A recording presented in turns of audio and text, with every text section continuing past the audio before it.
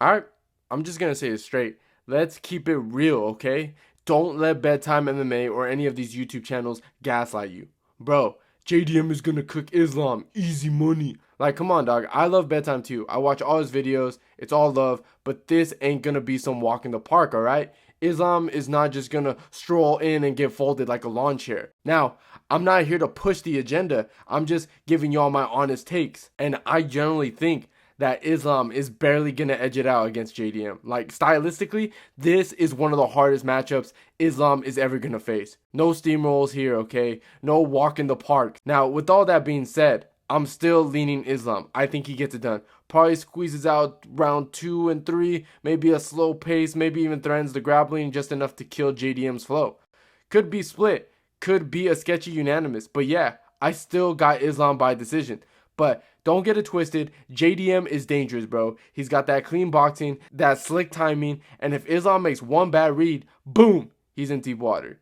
Now, JDM's the type of dude that makes even elite guys look confused for a minute. Still, here's where I stand. I think Islam Makhachev at 170 is going to surprise a lot of people. Like, way too many folks are going to be stuck on the whole, oh, he's too small, he's going to get body. Bro, Islam's grappling, IQ, his squeeze strength, his discipline, all that stuff doesn't just disappear at 170. And to be honest, I think he's just gonna fit in 170, man. Like, really think about it. Islam has been killing himself to make lightweight for years. The dude is massive for 155. You ever seen that man during a weight cut? It looks like he's cosplaying as a skeleton. It ain't pretty, bro.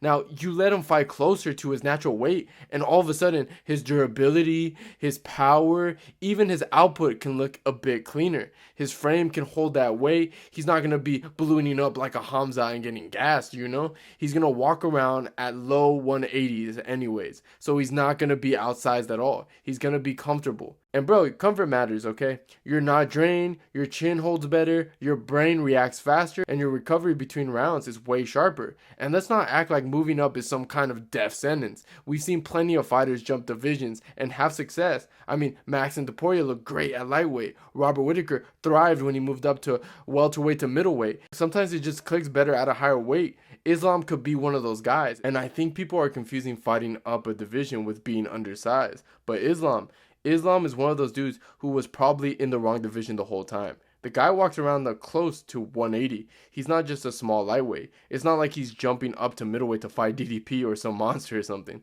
He's fighting JDM, a slick striker with sharp hands. But he's not a massive hulking welterweight like Hamza or Sean Brady. So honestly, we might see the best version of Islam. Wait, hold up.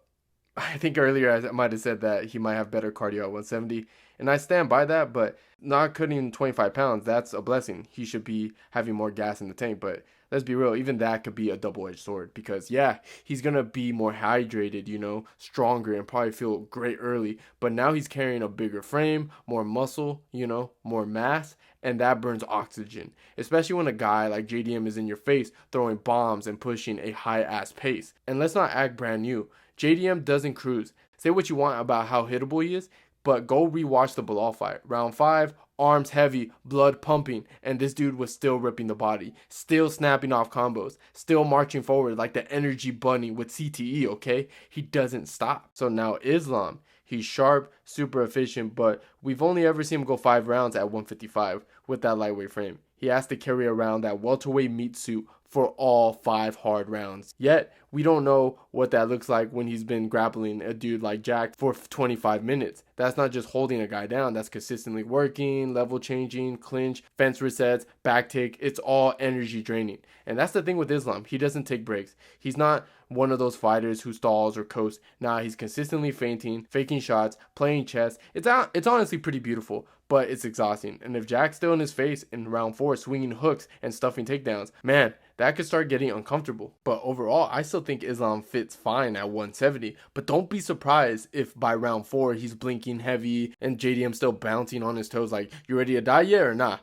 That pressure wears on you, especially if you're not used to it in a bigger body. And if it goes there, bro, now we're talking problems. Now let's get into the grappling because this is where the fight gets really spicy. We all know Islam's bread and butter is that Dagestani squeeze your soul out wrestling. But here's the twist. JDM can scramble, bro. Like, he's legit. He's not just one of those strikers who fails when he hits the mat, okay? Nah, he's slick with it. He'll roll, he'll dig underhooks, he'll force the stand-up, and that's dangerous in most matchups. But against Islam, that might be exactly where things go south, because Islam isn't just trying to hold you down, he's trying to drown you in the transitions. You think you're creating space, next thing you know, your neck is in a vice grip. He wants to scramble. He's made a career out of baiting guys into chaotic movements and then snatching a choke mid-scramble like it's nothing. You remember how he caught Dustin late in that fight? Dustin tried to explode out, boom, Islam swing through and hit that dark choke. And it wasn't even a clean entry. It came off that scramble.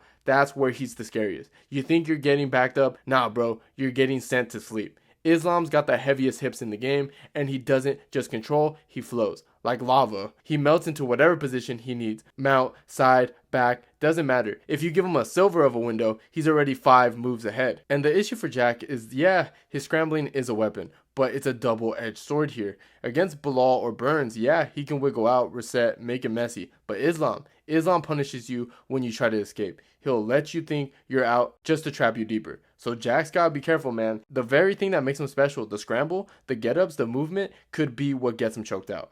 With Islam, surviving the takedown isn't winning. It's what happens after you got to worry about. Now, with all that being said, as scary as Islam is on top, it's not going to be easy to get there. Let's not act like Jack Della Maddalena is some fish out of the water, okay, if he gets taken down. And more importantly, getting there in the first place, that's the problem. Because JDM's boxing is clean, like real clean. He doesn't just throw one shot and chill. He's consistently mixing up combos, going to the body, switching stances, adjusting rhythm. He'll fight like a dude who's comfortable in the chaos. And when you're just trying to shoot a takedown through all day, you got to be dialed in, or you got to eat something on the way in. And here's the other thing. JDM's takedown defense is annoying. Like, he might not be stuffing everything clean, but he's fighting hands, he's digging underhooks, and he's making you work for every inch. I mean, against Bilal, he didn't just lay there. Against Burns, he was scrambling, walling, rolling around, and doing it all while still looking for counters. Now, yes, we just talked about how Islam is on another level when it comes to his top pressure and submissions. But guess what? You still got to earn those positions, and JDM just doesn't give it to you. So this ain't going to be some, oh, take him down and drown him in round 1 kind of fight. JDM's going to make Islam walk through the fire to get that control. He's going to touch the body, jab the head, force Islam to reset, and if Islam starts second guessing his entries, that changes the entire dynamic. This is why this fight is so goddamn interesting. Islam might win, but it's going to take a full, clean performance. No freebies. Now, let's talk about the feet, bro, because if this stands long for like long stretches, we're in for some drama. Jack Della Maddalena's boxing is sharp. Like, I've been glazing it this entire time, okay? The man fights like he sparred 10,000 rounds in a backyard garage somewhere in Perth. Clean jab, clean combos, great body work, never overcommits to one punch, and when he's in rhythm, he's straight up a problem. And what makes JDM so good is that he always likes to build.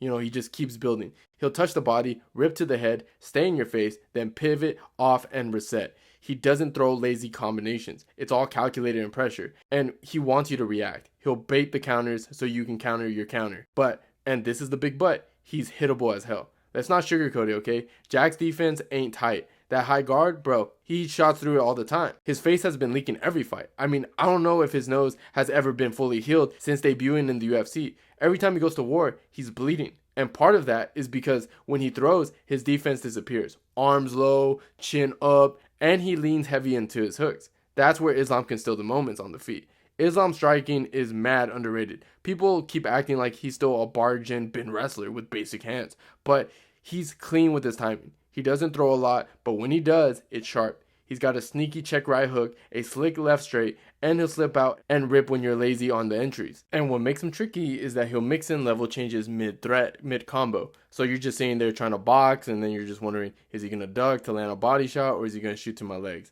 That hesitation gives Islam the edge, even if he's not landing. He's keeping you out of the rhythm. But again, this ain't going to be a walk in the park. Jack's not going to freeze up like most of Islam's past opponents. He's going to press the issue, he's going to walk forward, throw volume, and try to force Islam into bad spots. Islam's head movement is decent, but if he gets caught standing still on the fence, JDM's going to rip the body like a butcher on overtime. So yeah, on the feet, it's chess, not checkers. Islam's got the counters, the composure, the threat of the takedown, but Jack's got the pressure, that shot selection, and that sixth sense of when to go all out. But listen, man, after everything we've said, after all the details and the tapes and the technique, I'm still leaning Islam Makhachev. Not just because he's levels above Jack, not because I think he dominates. No, I just think he wins this fight.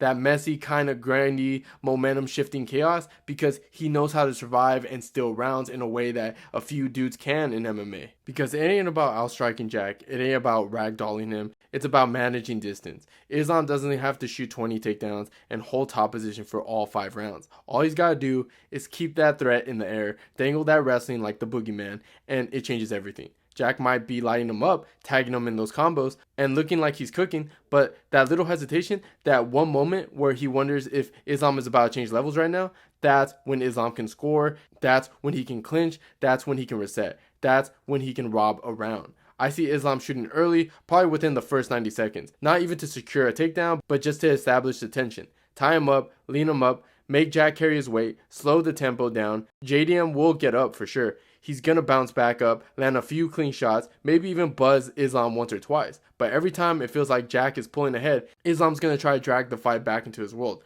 Not fully, just enough to keep it tight. And that's why I think he wins. Not because he's better everywhere, but because he's better at winning these type of fights. Islam's not going to need to win all the exchanges, just enough of them to make the judges tilt his way. Just enough control, just enough in the clinch work, just enough countering off Jack's combos. Even if he loses the damage battle in a couple rounds, he might still rounds with a slick entry or a tight cage clinch or a really nice counter. But I'm going to keep it 100% with you guys. This fight is going to be so close. People are going to lose their mind no matter what. But when it comes down to who knows how to win a razor close fight, back and forth, nothing clean kind of fight, I'm rolling with Islam all day. Dude's been here before. He's grinded through 5-round wars before. He's know how to mix it up, just enough to keep you off rhythm. And most importantly, he doesn't fold when the fight gets ugly. That's why I'm picking him. Not because he's flawless, but because he's grimy. But those are just my thoughts. What do you guys think? Let me know in the comments down below. And if you enjoyed the video, please leave a like. And don't forget to subscribe to the channel if you haven't already. And like always, guys, I'll see you guys on my next one.